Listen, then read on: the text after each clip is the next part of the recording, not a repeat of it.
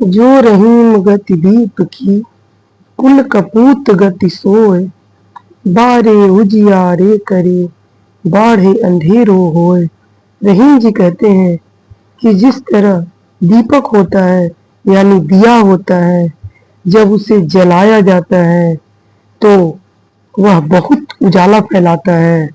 जब वह जलता है, जब वह जलाया जाता है तो आसपास में प्रकाश फैला देता है। उसी तरह हमारे कुल में, हमारे खानदान में, हमारे वंश में कपूत होता है, यानी एक अच्छा बेटा जो नहीं होता है उसे कपूत कहते हैं। बुरा पुत्र कपूत कहलाता है। तो जैसे हमारे घर में दिया होता है, जब जलने पर उजाला फैलाता है, उसी तरह कुल में, हमारे खानदान में कपूत होता है जो जन्म लेने पर आसपास में खुशी का माहौल फैला देता है। लेकिन जैसे जैसे वह बड़ा होता है वैसे वैसे वह अपने कर्मों से, अपने बुरे कर्मों से, अपने बुरे आचरण से हमारे घर में अंधेरा कर देता है, यानी हमारे घर के लोगों को दुख देता है, दुखी करता है। और दुख होना ही तो अंधेरा है। वैसे ही दिया भी जब जलता है तो बहुत प्रकाश फैलाता है, लेकिन जैसे जैसे वह जलता जाता है वैसे वैसे जब वो जल जाता है, पूरा जल के खत्म हो जाता है, तो वो आसपास में अंधेरा कर देता है।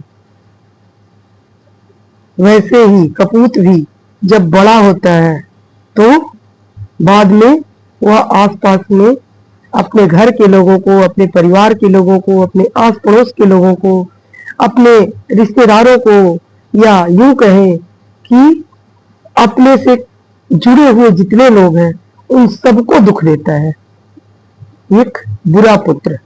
इसलिए बच्चे में सबसे पहले संस्कार जरूरी है, उसका अच्छा व्यवहार जरूरी है, उसकी अच्छी परवरिश जरूरी है।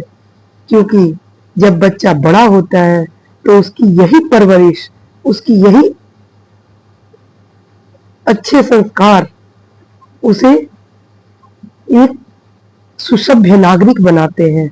इसलिए जब बच्चा छोटा हो तभी उसे अच्छे संस्कार देने चाहिए, अच्छी बुद्धि देनी चाहिए, अच्छी बातें समझानी चाहिए, अच्छी अच्छी बातें सिखानी चाहिए, ताकि वो बड़ा होकर एक अच्छा नागरिक बन सके और हमारे देश, हमारे कुल, हमारे खानदान, हमारे घर के लोगों को सुख दे सके, न कि दुख दे, न कि अंधकार करे।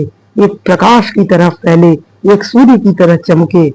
एक अच्छे माता पिता यही करते हैं।